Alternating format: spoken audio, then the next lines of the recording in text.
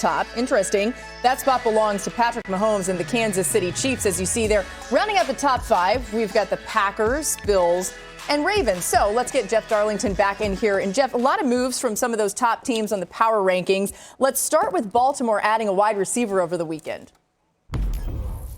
Right, yeah, the most recent of the additions here, Sammy Watkins, to a team that badly needs an outside receiver. They feel like maybe they found him in Watkins. Ravens didn't overly love the wide receiver market this offseason, but they knew they had to add somebody. We'll see if Watkins can be the guy that gives them the burst that they need. Now, the Chiefs, meanwhile, making some big moves this offseason on the brink of free agency when they released Eric Fisher and Mitchell Schwartz, their right and left tackles. Now, 2 massive bodies for this team and blockers for Patrick Mahomes. The Chiefs will have to find a way to replace them. Certainly something we should be paying close attention to the draft, a major void for this Chiefs offense.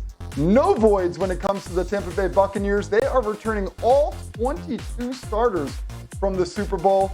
This is a team that went into free agency and was extremely aggressive with their own players. Tom Brady, of course, headlining that cast, but guys like Rob Gronkowski, Leonard Fournette, so on, and Dominican Sue. Somehow, Jason Light, the general manager, got it done, made magic happen, and got all 22 back. Yeah, Jeff, it's almost shocking. It felt like, all right, maybe they'll get close to all 22 starters, but to actually get all 22 of them back, they really are trying to run it back. Now, as for their head coach, Bruce Arians, he had a little message for his players as they get ready to defend their title. Arians told Loose Cannon's podcast, quote, "When our guys come back, that's my job. I'm going to beat the bleep out of them. We're going back to basics, and we're going to have one hell of a training camp. Beat the bleep out of them." All right, so when you think about that, some strong words, Jeff, from Arians. Some disrespect to those Super Bowl champs, though, on the rankings that we just saw. What did you think?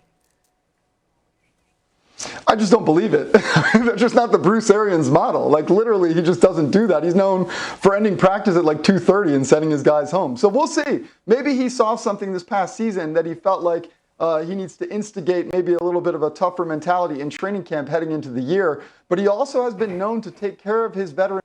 So while he wants to beat the bleep out of them, I know they have a very young defense. Maybe he'll beat the bleep out of the young guys, while maybe letting the older guys watch him beat the bleep out of the young guys. A lot of bleeps. Tongue twister. I can't believe we got through all that. I wonder if I could take this message to my son's lacrosse practice tomorrow night. Don't do that. Listen, I think the Bucks are the favorite next year, okay? That's a lot for me to say. I think they're the favorite. I think they're going to be a better football team. 22 out of 22 back.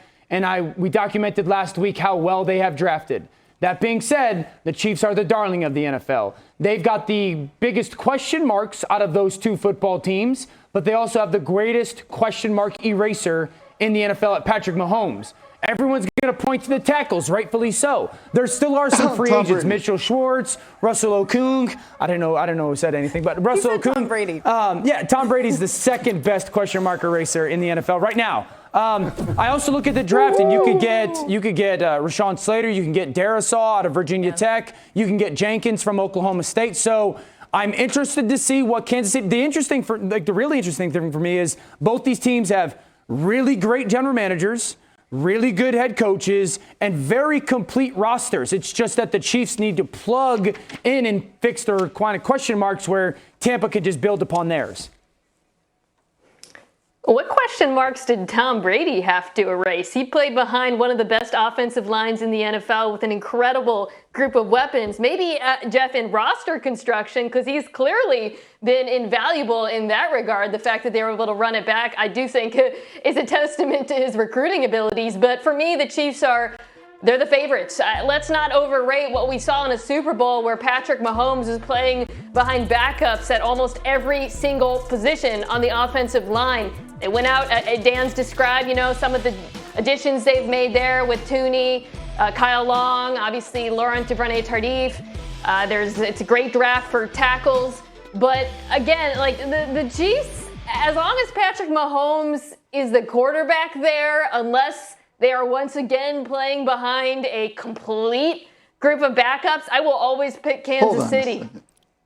Jeff, I just want to give you the final word. You were saying Tom Brady there. Yeah, this is insane. The Bucs won the Super Bowl. Tom Brady is still the quarterback. And by the way, Yeah. From our stats, guys, 36% of Bucs defensive snaps last season were first or second year players, second highest rate. This is a young defense led by the greatest of all time. You're all wrong. The Bucs are number one entering this season. I said they are, Jeff. I was agreeing with you. Well, Jeff's talking to Mina, but either way, like the reality is, I think it was funny that Dan was like, this is crazy for me to go out on a limb and make a really strong statement, but I'm doing it anyway.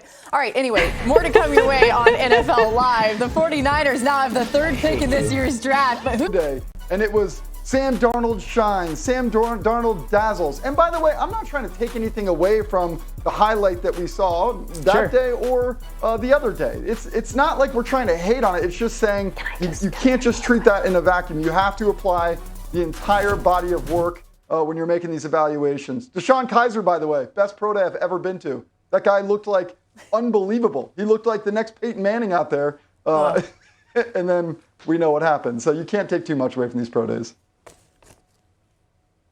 I just want to say the last time I went to a pro day was also 2018. It was Lamar Jackson. He did not run the 40. He fell in the draft. And guess what? All you had to do was watch the tape. And you saw that he was an unworldly talent. So reminder to everyone, tape matters so much more than anything else you're going to see at a pro day. All right, just had to get that in. Right, and one thing I would add too, just as we're talking about this, I mean, it also matters who you're surrounded with at the NFL level. If you look at what Sam Darnold's been surrounded with, who's coached him, what's been going on at the spot that he ended up, that has to matter too, and I think it's important to point out. So let's stay on that, Mina. When you talk about what's going to happen with the Jets at that number 2 pick, and let's say they do draft a quarterback, whether it's Wilson or not, then people wonder, okay, well, what's going to happen to Sam Darnold? But you have put together a list of teams who should be calling the Jets about him. Let's talk about that now.